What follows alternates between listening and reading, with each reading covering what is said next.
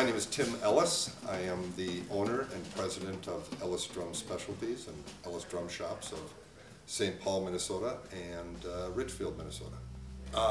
The inspiration really is 40 years of drumming, almost spending all my life in retail and putting the combination of the two together. And my original locale was a little 1,500 square foot location on University Avenue in St. Paul, of which we outgrew in the first year and a half that we were open. And as people well knew, you had to step over things to get into the front door. And we had a very thin aisle to the counter, and it was really fun being there. But we had to start somewhere, so that was it. Sure, our St. Paul address is 524 Snelling Avenue North, just north of University Avenue.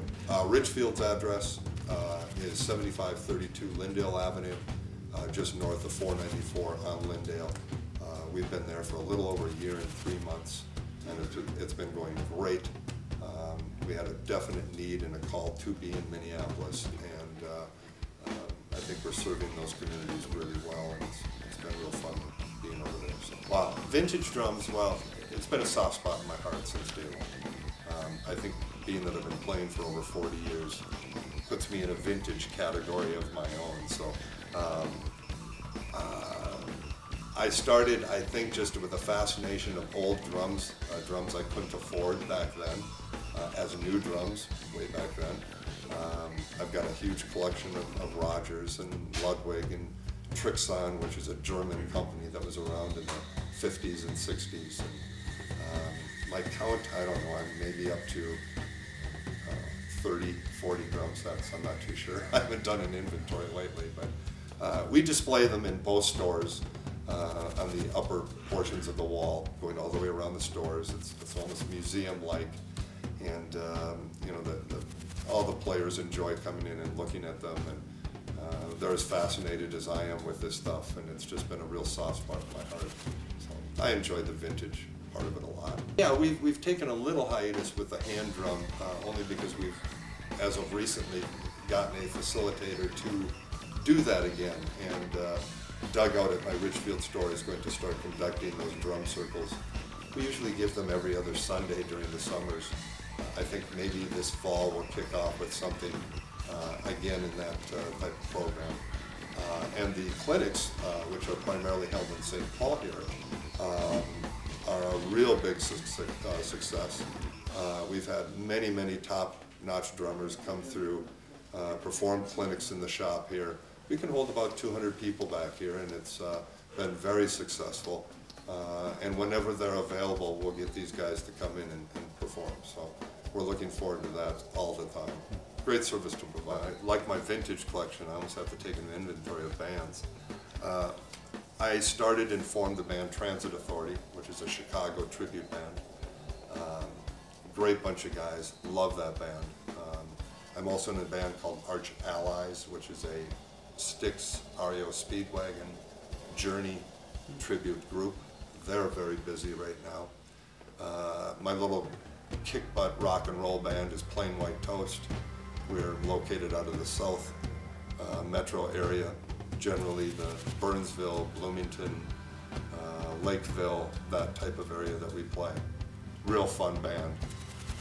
And the LER Trio, which is 3 guys that we get together on Thursday nights at Renegades. Dave Lambert, myself, and Tiger Reese, and real fun little 3-piece blues rock band. So I'm real busy playing, yes.